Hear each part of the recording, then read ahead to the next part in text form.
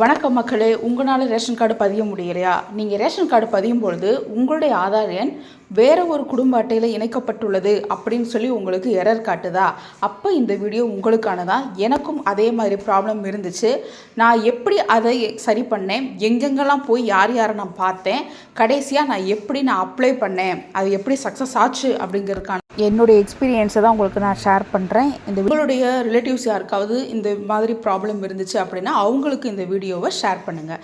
வாங்க வீடியோக்குள்ளே போகலாம். ஃபர்ஸ்ட் நீங்கள் ரேஷன் கார்டு அப்ளை பண்ணணும் அப்படின்னா அதுக்கு முன்னாடி நீங்கள் திருமணத்துக்கு முன்னாடி உங்களுடைய நேம் யாருடைய ஸ்மார்ட் கார்டில் இருந்துச்சோ அவங்க கார்டில் இருந்து உங்களுடைய பேரை ஃபஸ்ட்டு நீங்கள் ரிமூவ் பண்ணணும். அதுக்கப்புறம் 30 days வெயிட் பண்ணி நீங்கள் புதுசாக ரேஷன் கார்டு அப்ளை பண்ணுறதுக்கான ஒரு ப்ராசஸை நீங்கள் ஸ்டார்ட் பண்ணணும். அதுக்கப்புறம் நீங்கள் ஸ்டார்ட் பண்ணி சப்மிட் கொடுக்கும் பொழுது உங்களுடைய ஆதார் எண் வேறு ஒரு குடும்ப அட்டையுள் இணைக்கப்பட்டுள்ளது அப்படின்னு மட்டும் வந்துச்சுன்னா உங்களுடைய ஆதார் எண் உங்கள் ஸ்டேட்டுக்குள்ளேயே ஏதோ ஒரு குடும்ப அட்டையில் போய் லிங்க் ஆகிருக்குன்னு அர்த்தம். அப்போ நீங்கள் செய்ய வேண்டியது உங்களுடைய தாலுகா ஆஃபீஸில் போய் நீங்கள் கம்ப்ளைண்ட் பண்ணணும். இல்லை அப்படின்னா 1906 அப்படிங்கிற டோல் ஃப்ரீ நம்பருக்கு நீங்கள் கான்டாக்ட் பண்ணி உங்கள் ஆதார் நம்பரை சொன்னீங்க அப்படின்னா அவங்க உங்கள் ஸ்டேட் ஃபுல்லாக செக் பண்ணி உங்களுடைய ஆதார் நம்பர் யார் கார்டில் இருக்கோ அதை ரிமூவ் பண்ணிடுவாங்க. என்ன மாதிரியே ஆதார் எண் ஏற்கனவே வேறு ஒரு குடும்ப அட்டையுடன் இணைக்கப்பட்டுள்ளது அப்படின்னு போட்டு ப்ராக்கெட்டில் IMPDSன்னு மென்ஷன் ஆயிருந்துச்சுன்னா உங்களுடைய ஆதார் எண் வேறு ஒரு ஸ்டேட்டில் கனெக்ட் ஆகிருக்குன்னு அர்த்தம். இதுக்கு நான் என்ன பண்ணணும்னு தெரியாமல் என்னுடைய நேட்டிவ்ல இருக்கக்கூடிய தாலுகா ஆஃபீஸில் நான் காண்டாக்ட் பண்ணேன். அவங்க அங்கே நம்பர் செக் பண்ணிவிட்டு உங்களுக்கு இங்கே இல்லைன்னு சொல்லி அனுப்பிட்டாங்க. பிறகு என் ஹஸ்பண்டுடைய ஊரில் இருக்கக்கூடிய தாலுகா ஆஃபீஸ், கலெக்டர் ஆஃபீஸ் ரெண்டையுமே காண்டாக்ட் பண்ணும்போது அவங்களும் இங்கே உங்கள் நம்பர் இல்லைன்னு சொல்லி அனுப்பிட்டாங்க. ஃபைனலாக சென்னையில் இருக்கக்கூடிய எழிலகத்தில் போய் நான் கம்ப்ளைண்ட் பண்ணுறேன். எனக்கு இந்த மாதிரி ஒரு ப்ராப்ளம் இருக்குது, இதை சால்வ் பண்ணி கொடுங்கன்னு சொல்லி மனு கொடுத்தேன். அப்போ என்னுடைய ஆதார் நம்பரை அவங்க செக் பண்ணி பார்க்குறாங்க. அப்போ அது எதில் செக் பண்ணுறாங்க அப்படின்னா நம்மளுடைய ஃபோனில் இருக்கக்கூடிய ப்ளே ஸ்டோர் இருக்கு இல்லையா, அந்த ப்ளே ஸ்டோரில் மேரா ரேஷன் ஆப் அப்படின்னு ஒரு ஆப் இருக்குங்க. அதில் இன்ஸ்டால் பண்ணி அதில் தான் நம்மளுடைய ஆதார் நம்பரை போட்டு பார்க்குறாங்க. போட்ட உடனே அந்த ஆதார் எண் எந்த ஸ்டேட்டில் கனெக்ட் ஆகிருக்கு, எந்த கார்டில் கனெக்ட் ஆகிருக்கு அப்படிங்கிறத நமக்கு தெளிவாகவே காட்டுது. எனக்கு அவங்க சொல்லி தான் எனக்கு அதுவே தெரியும்.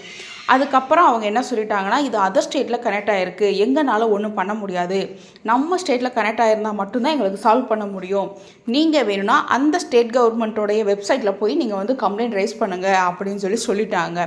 எனக்கு ரொம்ப அப்செட் ஆயிடுச்சு. நம்ம லாங்குவேஜ் நமக்கு தெரியும், அவங்க லாங்குவேஜ் அவங்களுக்கு தெரியும், எனக்கு தெரியாது. நான் இதை எப்படி ஃபேஸ் பண்ணுறது, எப்படி இதை சால்வ் பண்ணுறதுன்னு எனக்கு தெரியாமல் ரொம்ப அப்செட் ஆகி உட்காந்துருந்தேன். அப்போ நானும் என்னுடைய ஹஸ்பண்ட் தான் டிஸ்கஸ் பண்ணி சரி நம்ம பிரச்சனை நம்மளே பார்த்துக்கிறலாம் அப்படின்னு ஒரு கட்டத்தில் வெறுப்பும் நாங்கள் மூவ் பண்ணோம். அப்போ தான் என்னுடைய ஹஸ்பண்டோடைய ஃப்ரெண்ட் ஒருத்தர் பாம்பேயில் ஒர்க் பண்ணுறாரு. அப்போ அவர்கிட்ட எங்களுடைய பிரச்சனையை நாங்கள் சொன்னோம். சொல்லும்போது சரி நான் உங்களுக்கு ஹெல்ப் பண்ணுறேன்னு சொன்னார். அவர் போய் அந்த ஸ்டேட் கவர்மெண்ட்டில் அங்கே உள்ள ஆஃபீஸர் போய் பார்க்குறாங்க. பார்க்கும்போது அவங்க ஆதார் நம்பரை அனுப்புங்க அப்படிங்கும்போது நான் வாட்ஸ்அப்பில் அனுப்புகிறேன். வாட்ஸ்அப்பில் அனுப்பும்போது அவங்க ஃபார்ம் ஃபில் பண்ணி தர சொல்கிறாங்க. ஃபில் பண்ணி கொடுத்ததுக்கு பிறகு தான் என்னுடைய ஆதார் நம்பரை அந்த மகாராஷ்டிரா ஸ்டேட்டில் அவங்க ரிமூவ் பண்ணாங்க.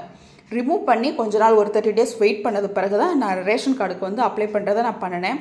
ரீஅப்ளை பண்ணதுக்கு பிறகு தாங்க சக்ஸஸே ஆச்சு. ஸோ உங்களுக்கு இந்த மாதிரி பிரச்சனை இருந்துச்சுன்னா என்ன மாதிரி நீங்கள் தாசில்தார் ஆஃபீஸ், கலெக்டர் ஆஃபீஸ்ன்னு சொல்லிவிட்டு அங்கங்கே நீங்கள் அலையாதீங்க. உங்கள் நம்பர் நீங்கள் மேரா ரேஷன் ஆப்பில் நீங்களே போட்டு பாருங்கள். எந்த ஸ்டேட்டுன்னு காட்டுதோ அந்த ஸ்டேட்டில் உங்களுக்கு தெரிஞ்சவங்க யாராவது இருந்தாங்கன்னா நீங்கள் டேரெக்டாக அவங்ககிட்ட ஹெல்ப்பு கேளுங்க. இல்லை அப்படின்னா உங்கள் அக்கம் பக்கத்து வீட்டாளுங்க யாருக்காவது தெரிஞ்சவங்க அந்த ஸ்டேட்டில் இருக்காங்கன்னா அவங்கக்கிட்ட சொல்லி அந்த ப்ராப்ளத்தை நீங்களே ஃபேஸ் பண்ணிக்கோங்க. ஆனால் தமிழ்நாட்டுக்குள்ளே மட்டும்தான் உங்கள் ஆதார் நம்பர் லிங்க் ஆகிருக்குன்னு வந்திருக்கு அப்படின்னா நீங்கள் ஒரு டோல் ஃப்ரீ நம்பர் 1906 கால் பண்ணாலே அவங்களே ரிமூவ் பண்ணி கொடுத்துருவாங்க. என்ன மாதிரி எங்களுக்கு அதர் ஸ்டேட்டில் இருக்குது, கனெக்ட் ஆகிருக்கு அப்படின்னு உங்களுக்கு சொல்யூஷன் தெரியாமல் இருந்துச்சு அப்படின்னா நீங்கள் டைரெக்டாக அந்த ஸ்டேட்டில் இருக்கவங்ககிட்டே நீங்கள் ஹெல்ப் கேட்டு ரிமூவ் பண்ணிக்கோங்க. இந்த வீடியோ உங்களுக்கு பிடிச்சிருந்துச்சுன்னா லைக் பண்ணுங்கள், சப்ஸ்கிரைப் பண்ணுங்கள். இந்த வீடியோ உங்களுக்கு பயனுள்ளதாக இருந்துச்சுனாலும் நீங்கள் சொல்லுங்கள், கமெண்ட்டில் சொல்லுங்கள். நீங்கள் எந்த மாதிரி பிரச்சனைலாம் ஃபேஸ் பண்ணீங்க அப்படிங்கிறத கமெண்ட்டில் சொல்லுங்கள், நான் அதை தெரிஞ்சுக்கிறேன். உங்கள் ஃப்ரெண்ட்ஸ் யாருக்காவது இந்த மாதிரி ப்ராப்ளம் அவங்க ஃபேஸ் பண்ணிகிட்டு இருக்காங்க அப்படின்னா அவங்களுக்கு இந்த வீடியோ ஷேர் பண்ணுங்கள், ரொம்பவே உதவியாக இருக்கும். ஏன்னா கிட்டத்தட்ட 2025 ஆகஸ்ட்டில் நான் அலைய ஆரம்பித்து ஜூலை 2026 தான் எனக்கு ரேஷன் கார்டே நாங்கள் அப்ளை பண்ணியிருக்கோம். அப்போ 1 year நான் கிட்டத்தட்ட எஃபர்ட் போட்டு அலைஞ்சிருக்கேன்னா நீங்களே பாருங்கள். என்ன மாதிரி நீங்களும் கஷ்டப்பட வேண்டாம்.